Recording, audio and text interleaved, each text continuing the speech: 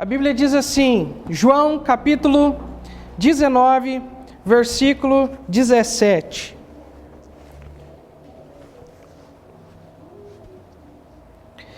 E levando ele às costas a sua cruz, saiu para o lugar chamado Caveira, que em hebraico se chama Gólgota, onde o crucificaram, e com ele outros dois, um de cada lado, e Jesus no meio. Eu quero enfatizar principalmente o versículo 17, que diz: e levando ele às costas a sua cruz, saiu para o lugar chamado Caveira, que em hebraico se chama Gólgota.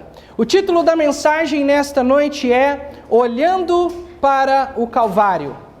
Querido Deus, nós chegamos em Tua santa e bendita presença, suplicando perdão pelos nossos pecados, suplicando, Senhor, ao Senhor que neste momento o Senhor venha agir em nossas vidas. Venha, Senhor, a Deus, trabalhar em nossas vidas, nos amoldar para sermos conforme a Sua imagem. Venha trabalhar conosco, Pai, nos convencendo da Tua verdade, e que Teu Santo Espírito venha revelar Jesus Cristo a nós nessa noite, levando, Senhor, perdidos à salvação em Cristo Jesus, e levando os salvos em Cristo ao arrependimento. Ó Pai, venha trabalhar em nossas vidas nessa noite. Em nome de Cristo Jesus, nós Te louvamos. Amém e amém. Podem se assentar. Neste texto, nós encontramos o relato da crucificação do nosso Senhor e Salvador Jesus Cristo.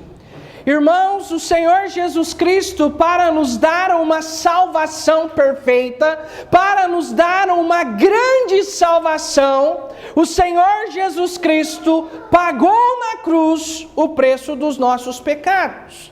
O Senhor Jesus Cristo, ao ser condenado à cruz, Ele carregou a sua cruz até ao lugar chamado Calvário, e ali o Senhor Jesus Cristo foi levantado no madeiro, juntamente com outros dois bandidos, outros dois malfeitores, e Jesus Cristo ali no meio.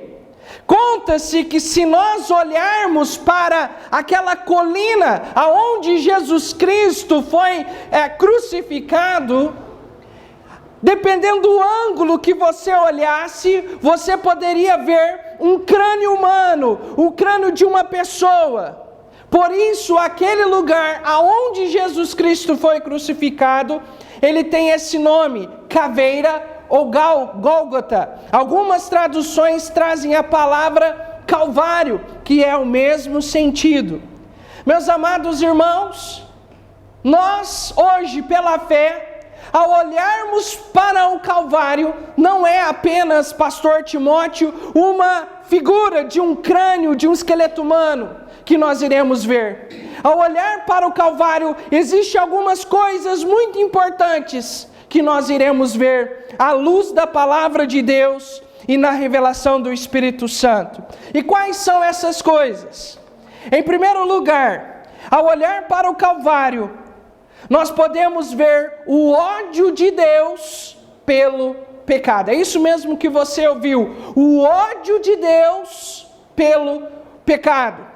Irmãos, a Bíblia nos diz, abra sua Bíblia no livro dos Salmos.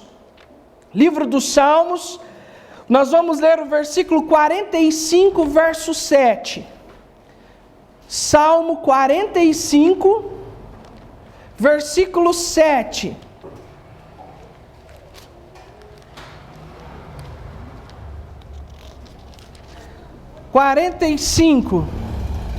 Versículo 7. A palavra do Senhor diz assim: tu amas a justiça e, diz alguém, odeias a impiedade. O Senhor Deus, Ele ama a justiça, mas Ele odeia a impiedade. A palavra impiedade é sinônimo, é a mesma coisa que pecado. E sabe por que o Senhor Deus, Ele odeia o pecado? A primeira razão é porque Ele é santo. Ele é santo, santo, santo. E todos nós aqui, somos pecadores. Até o Luiz que está ali no colo do seu pai mamando, até o Davi Luiz que está no ventre da mãe dele, eles já são pecadores.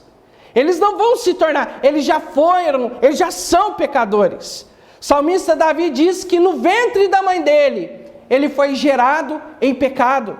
Dizendo que lá no ventre da mãe dele, ao ser concebido, ele já estava ali, pastor Timóteo, um pecador. Pastor, e Deus, Ele é santo, santo, santo. E queridos irmãos, todo pecado é transgressão à natureza santa do nosso Deus. Mas o Senhor Deus, Ele odeia o pecado, além de ser santo, é porque Ele nos ama. É porque Ele me ama e ama você.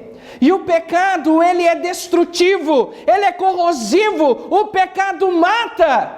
E porque o pecado fere tanto o objeto do amor de Deus, esta é uma das razões porque Deus odeia tanto o pecado.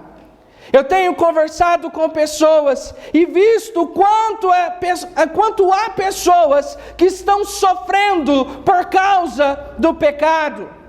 Pessoas sofrendo por causa do adultério, pessoas sofrendo ou porque foram traídos, o seu cônjuge, aquele a quem ele confiava, traiu sua confiança, ou até mesmo porque ele cometeu o adultério.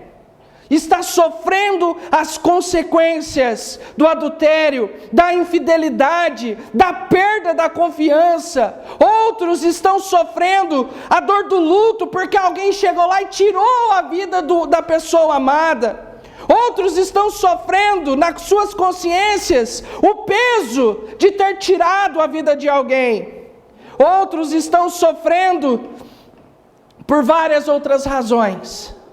E isso é por causa da presença do pecado, por causa da nossa natureza pecaminosa. O pecado, ele destrói. Quantas pessoas estão sofrendo neste momento por causa do pecado? Mas, queridos irmãos, ao olhar para o Calvário, Deus nos mostra o seu ódio pelo pecado. Abra sua Bíblia em Isaías 53 e veja quão poderoso é este versículo aqui. Isaías 53.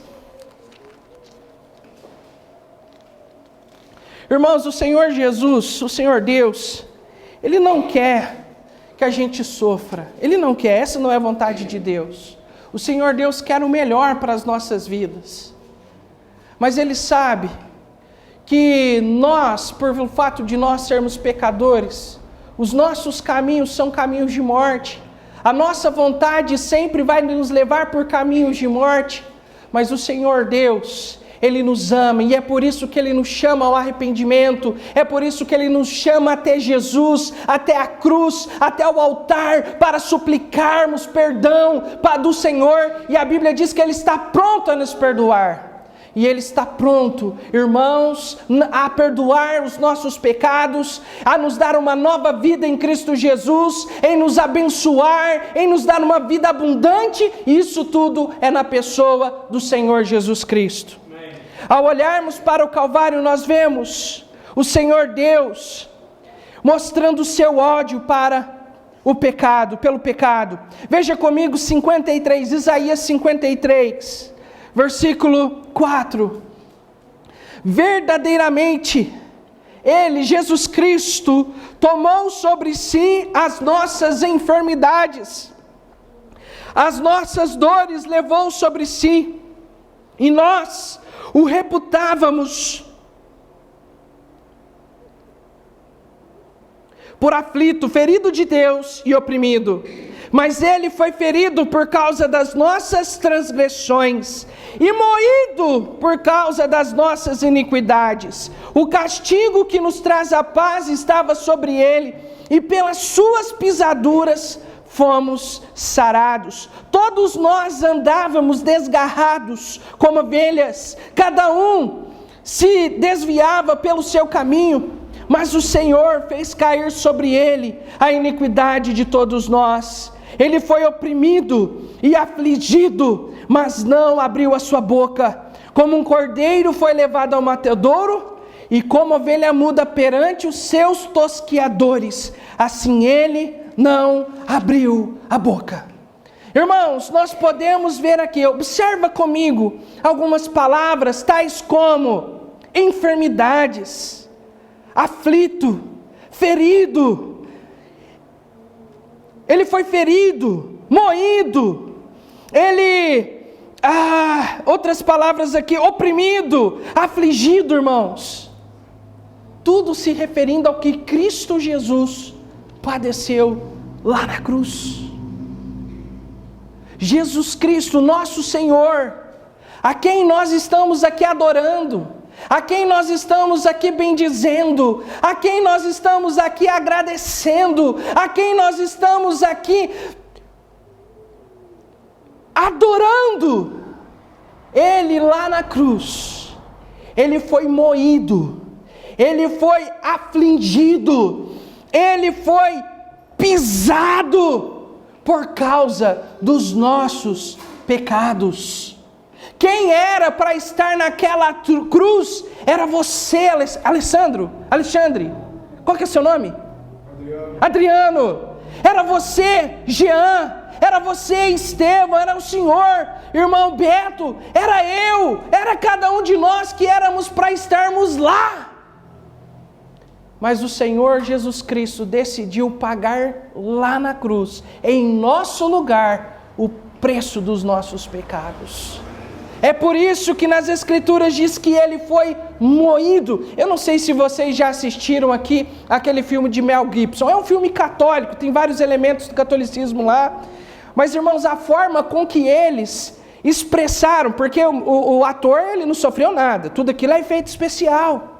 Mas eles conseguiram representar de uma forma bem fiel o que Jesus sofreu. E eu acredito que, por mais perto que chegou, Jesus com certeza sofreu mais por nós. Com certeza. Muitas pessoas nem gostam de assistir aquele filme por tanto sangue, porque o ator que representa Jesus ali, ele ficou desfigurado. Na hora que ele estava sofrendo ali as chicotadas, arrancou parte da sua costela, aqui da sua carne da costela fora. Ele ficou ali desfigurado, e pelos termos que são usados em Isaías, Jesus Cristo foi destroçado, moído por mim e por você, por nós. E sabe por quê que Jesus, aconteceu isso, irmãos, com ele? Cristo, ele foi moído para nos salvar. Jesus morreu para nos salvar da opressão do pecado. Jesus morreu para nos salvar da condenação do pecado. E é por isso que, ao olhar para o Calvário, nós podemos ver o ódio de Deus pelo pecado. Ao olhar para o Calvário, nós também vemos a justiça de Deus. Irmãos, nosso Deus é um Deus de justiça. É um Deus de justiça. E Ele pune os pecados. Não adianta. Aqui no mundo, a justiça humana, você faz um crime, o crime pode prescrever. Se você tem muito dinheiro, você pode arrumar bons advogados que eles vão enrolar a justiça até passar o processo, até anular o processo eles conseguem fazer, para fazer de novo. Mas, irmãos, diante de Deus isso não existe. Diante de Deus isso não existe. Mas, irmãos,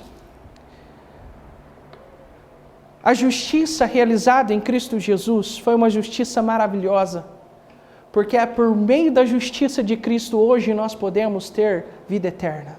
Nós podemos ter esperança, nós podemos ter a alegria de poder dizer que somos salvos em Cristo Jesus. Abra sua Bíblia em 1 Pedro 2, 24. Abra sua Bíblia lá, 1 de Pedro, capítulo 2, versículo 24. Veja o que o apóstolo Pedro registra para nós nas páginas da palavra de Deus. O texto diz assim: e levando ele quem? Jesus Cristo. E levando Cristo mesmo em seu corpo os nossos pecados sobre o madeiro, para que mortos para o pecado pudéssemos viver para a justiça, e pelas suas feridas fostes sarado. Por meio da justiça de Cristo na cruz, irmãos, o Senhor Deus pode nos curar dos nossos pecados. A palavra de Deus faz uma analogia, uma comparação figurativa entre as doenças e enfermidades com o pecado.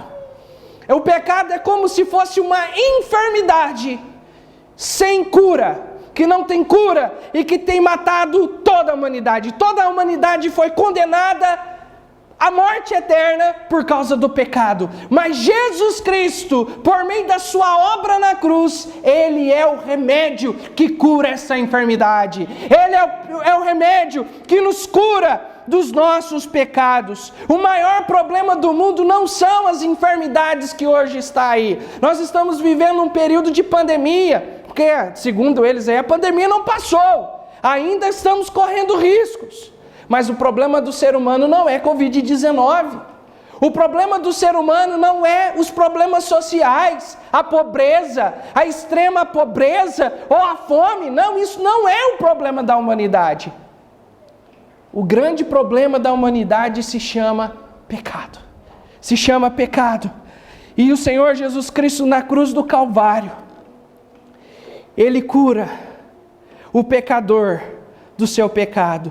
O pecado mata, o pecado condena, mas Jesus Cristo, Ele dá vida. Jesus Cristo, Ele salva. Jesus Cristo, Ele dá vida eterna. Jesus Cristo dá uma vida abundante em Cristo Jesus.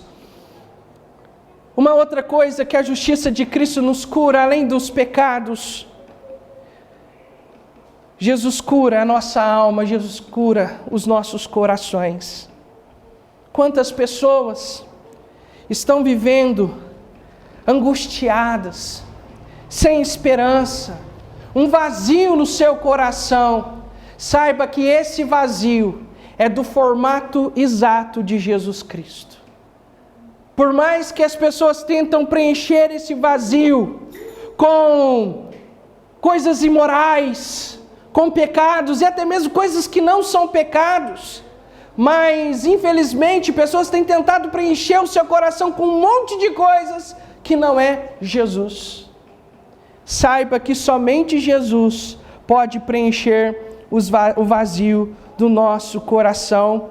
Ele pode curar as feridas do nosso coração. Ele pode curar a nossa alma que está machucada. E Ele pode trazer um verdadeiro consolo aos nossos corações. Isso é maravilhoso, meus amados irmãos. Ao olhar para Jesus, quando Ele estava aqui no mundo, Jesus Ele não veio para curar pessoas de suas enfermidades físicas. Jesus não veio para curar cegos, irmã Ana. Jesus não veio para curar coxos, irmão Beto. Jesus não veio para curar crianças doentes. Jesus não veio para isso. Jesus veio para morrer na cruz do Calvário. Mas ao olhar para as multidões, Ele tinha compaixão, Ele tinha amor, Ele queria ver essas pessoas bem, Ele queria ver as pessoas servindo Ele em seu perfeito estado de saúde, e é por isso que Ele curava. Jesus Cristo quer nos ver bem, Ele quer nosso coração bem, a nossa alma bem, Ele quer ver nós bem, seja emocionalmente, seja fisicamente. Mas saiba de uma coisa, nem todo mundo vai ser curado. Quantas pessoas já não estão em nosso meio porque já partiram devido a enfermidades? Não sei se os irmãos lembram, a irmã Vera não está com a gente mais. A irmã Daniela não está com a gente mais. O irmão José Andrade não está com a gente mais. Pastor Aguinaldo não está com a gente mais. Enfermidades ceifaram suas vidas. Uma vez chegaram no pastor Davi.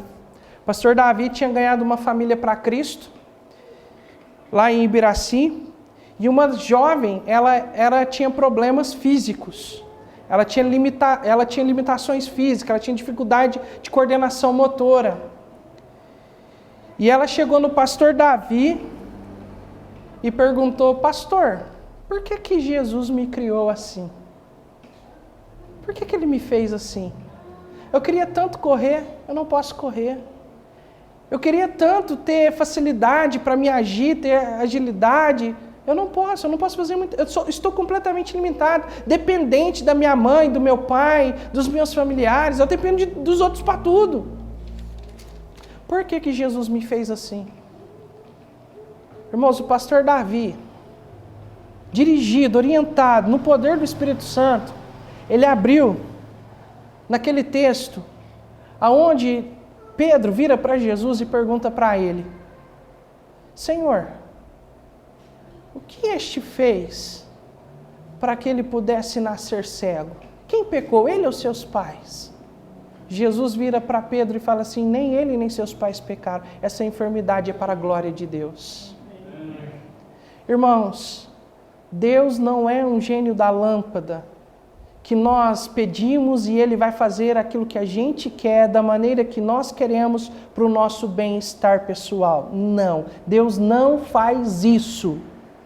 O Senhor Deus, Ele faz milagres, faz maravilhas na vida daquela pessoa que se coloca à disposição de Deus, que se submete à autoridade de Deus. Então Deus pode fazer, e se Ele quer curar, Ele vai curar, mas se não, a sua vida é um vaso nas mãos de Deus, e pessoas vão glorificar a Deus por meio da sua vida. Confie no Senhor, confie no Senhor. Irmãos, mas o Senhor quer nos dar uma vida plena. Ele quer nos dar uma vida abundante em Cristo Jesus. João 10:10. Abra sua Bíblia lá, João 10:10. João 10:10.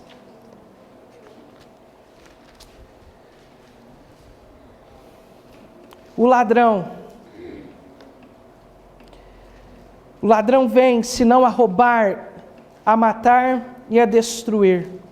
Eu vim para que tenham vida e a tenham com, diz alguém, abundância. Versículo 11, eu sou o pastor, e o bom pastor dá vida pelas suas ovelhas.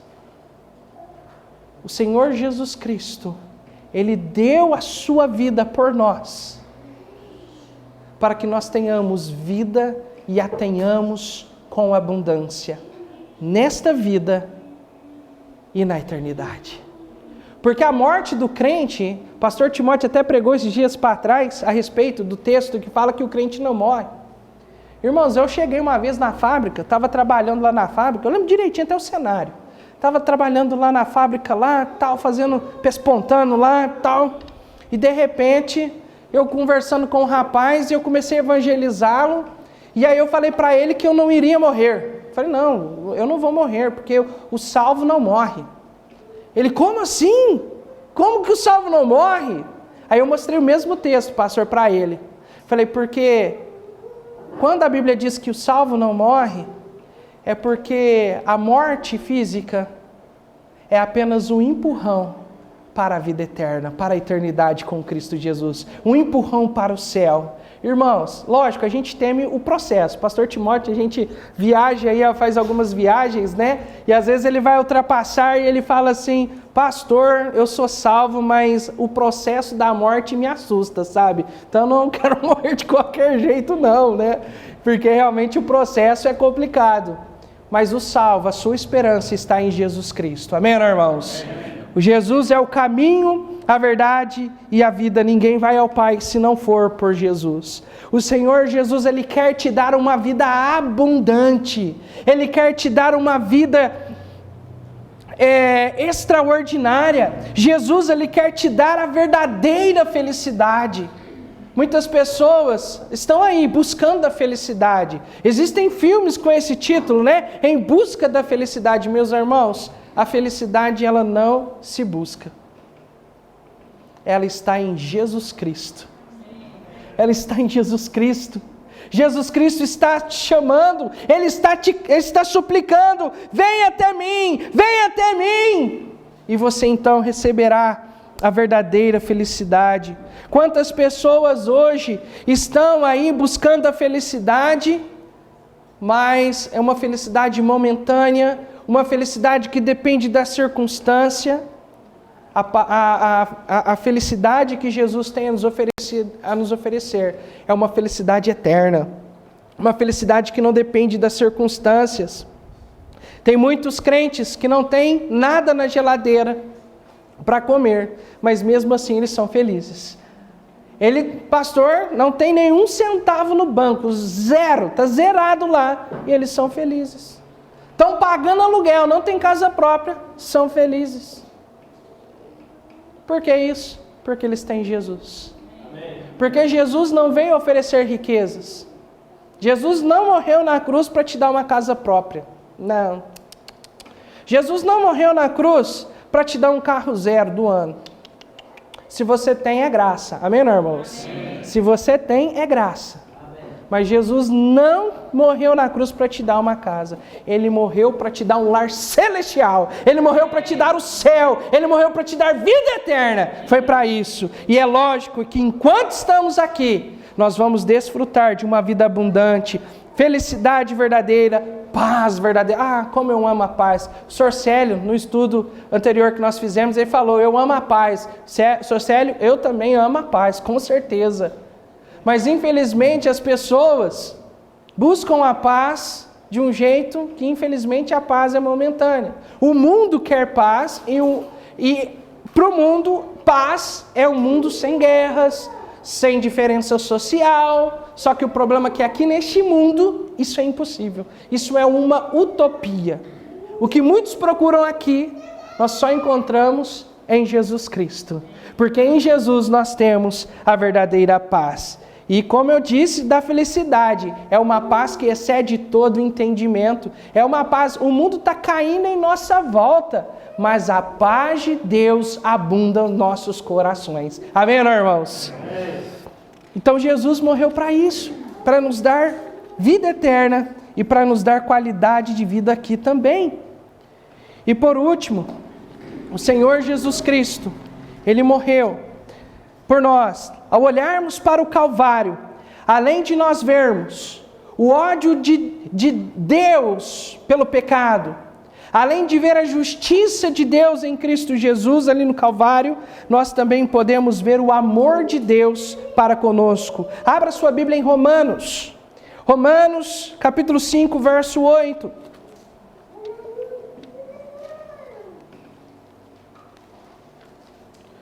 Romanos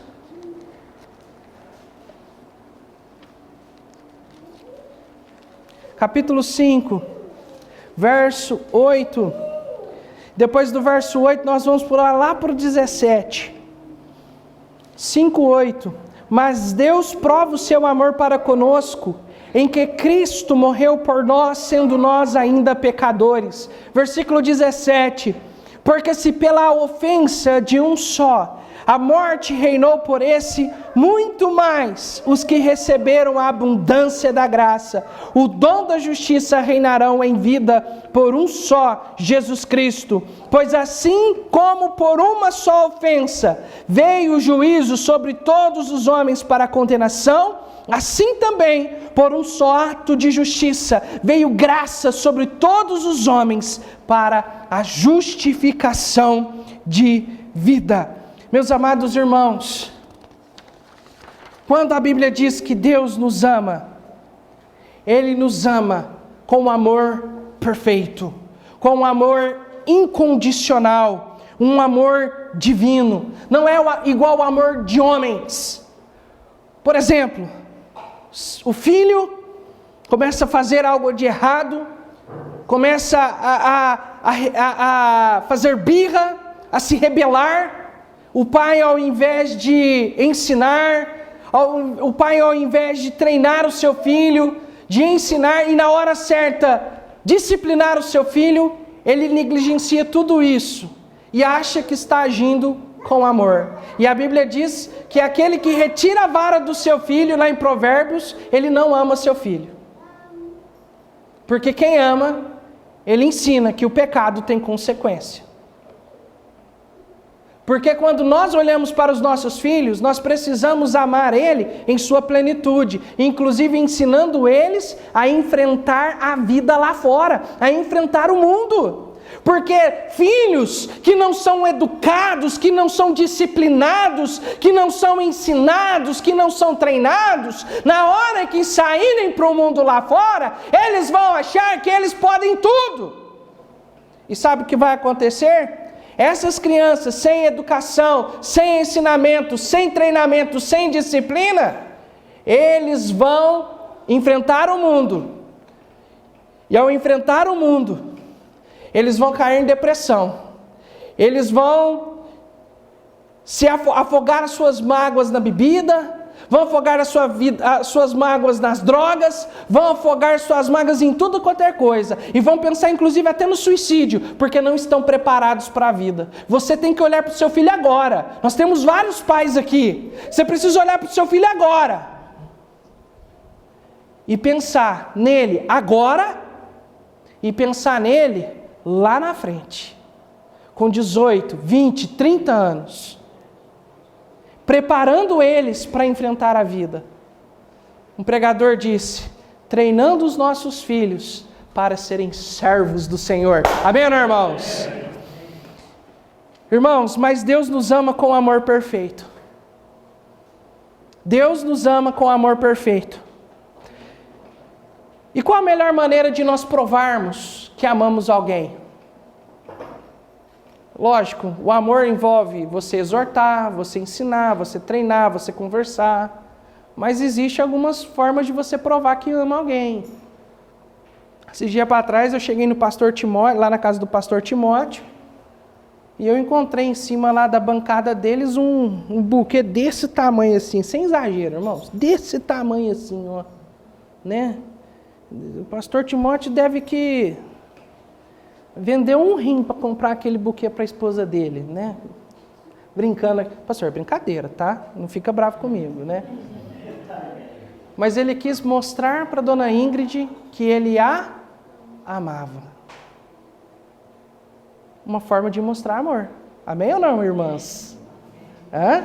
Ana, hã? Amém ou não? Ó, Joana, hã? Ei, Carol? É? Irmã Sueli, é ou não é? Hã? Dona Claudineia? Não fala nada não. Né? A igreja foi no aniversário do pastor Timóteo, foi lá, comprou um presente para ele, né? Eu falei, se nós comprarmos uma gravata, talvez ele não goste, não use. Se nós comprar, não sei, uma camiseta, talvez ele não use. Então o que a gente pode comprar para ele? Nós compramos chocolate. Maria Júlia, nós compramos uma caixa de Snickers, Coca-Cola, e demos para o pastor Timóteo. Pensa se ele gostou. Pastor Timóteo, o senhor gostou? Gente, o chocolate favorito dele é o Snickers. Pensa se ele não gostou. Irmã, parecia um menininho comendo Snickers, né? Né? Irmãos, uma maneira que nós temos de demonstrar amor é dar. Não só coisas materiais, mas também dar carinho, dar atenção. Mulher, eu te garanto que elas gostam mais de carinho, mais de atenção, do que um buquê de rosas. Mas de vez em quando, elas querem um buquê de rosas. De vez em quando, elas querem seu cartão para ir lá no cabeleireiro. Amém ou não, irmãs? Amém ou não, minha esposa? Irmãos, mas o grande ato de amor que Deus fez por nós foi realizado lá na cruz. João 3,16. Porque Deus amou o mundo de tal maneira que deu o seu Filho unigênito. Esta é a maior manifestação de amor do universo, aonde Deus, em seu grande amor, graça e misericórdia, enviou Jesus para morrer por mim e por você. E eu termino com essa história. Conta-se a história de um pai que trabalhava nessas empresas de pontes, nessas pontes elevadiças, que quando vai passar o navio, eles param o trânsito e levantam, o navio passa e a ponte abaixo de novo. E esse pai, era o dia do filho conhecer o trabalho dos pais. E o filho dele foi no seu trabalho ver ali, ele trabalhando lá. Aí o pai, para o filho passar o tempo, deu uma bola para ele brincar lá. Essas bolas de plástico, sabe, inflável. Deu aquelas bolas lá para ele e ele começou a brincar com aquelas bolas. E aí um funcionário entrou na cabine onde o pai e o filho estavam, deixou a porta aberta e essa bola saiu lá para fora. E a criança, ela foi atrás dessa bola. E aí o pai, conversando, distraído, de repente escutou o navio chegando. E ao ouvir o navio, ele se deparou com o filho dele, não estava ali. Falei, mas cadê o meu filho? Ele não está aqui. Cadê ele? E aí ele começou a procurar o filho. E na hora que ele chegou na janela para olhar o navio chegando, ele viu o filho dele nas engrenagens da ponte, para pegar a bola que estava ali engarranchada. E aí esse pai começou desesperadamente a gritar para o filho, vem para cá, vem para cá. E o filho não respondia, o filho não dava atenção, ou porque não ouvia, ou porque não queria ouvir, mas o filho não estava respondendo ao pai. E aquele pai, ele se colocou num momento de decisão. Ou ele salvaria o seu filho e mataria dezenas de pessoas, talvez milhares de pessoas, na ponte que estava atravessada, que era muito movimentada, e também no navio que estava cheio de pessoas. Ele tinha que tomar uma decisão. Ou ele salvava um, ou salvava o outro. Ou salvava milhares de pessoas, ou salvava o seu filho. É uma ilustração, irmãos. É uma ilustração. De forma semelhante, mas logicamente, Jesus Cristo, ele morreu por nós voluntariamente. Ele escolheu isso. Deus, ele tomou essa decisão. Ele tomou essa decisão. E ele escolheu moer o seu filho para que nós pudéssemos viver. Agora a pergunta que nós precisamos fazer é: o que vamos fazer com Jesus? Porque a salvação proporcionada na cruz do Calvário, ela é de graça, ela está sendo oferecida, apesar de ser de graça, custou caro, mas ela é de graça. Mas para isso você precisa tomar uma decisão. Que decisão é essa? De confessar Jesus como seu Salvador, de recebê-lo como seu Senhor e Salvador pessoal, porque Jesus, ele é o Salvador. A gente fala assim, Salvador do mundo, fica muito abrangente. Não, ele quer ser o seu Salvador pessoal, o seu. O que você vai fazer com Jesus? Ao olhar para o Calvário, nós vemos o ódio de Deus pelo pecado, nós vemos a justiça de Deus e vemos o amor de Deus. E isso tudo por nós. Porque era nós que deveríamos estar naquela cruz. Nós que éramos para ser moído pelos nossos pecados. Mas Jesus escolheu ser moído por nós, para que nós pudéssemos ter vida. E o Evangelho de Cristo, o Evangelho bíblico, o Evangelho da cruz, ele mostra isso. Crê no Senhor Jesus Cristo e será salvo. O que você vai fazer com Cristo? Você pode sair daqui sem tomar nenhuma decisão e viver a mesma vida que você estava vivendo e sem esperança da vida eterna. Mas você pode sair daqui transformado. Você pode sair daqui salvo e lavado pelo precioso sangue de Jesus Cristo. Você, meu amado irmão e amada irmã, que já confessou Jesus Cristo como seu Salvador, precisamos amá-lo cada dia mais. Amém, irmãos? Amém. Irmãos, nós precisamos, irmãos, clamar por Deus, para Deus nos dar o amor, o primeiro amor. Nós precisamos, irmãos, clamar ao Senhor para queimar os nossos corações por Cristo, para termos fome e sede de Cristo em nossas vidas. O que você vai fazer com Cristo nessa noite?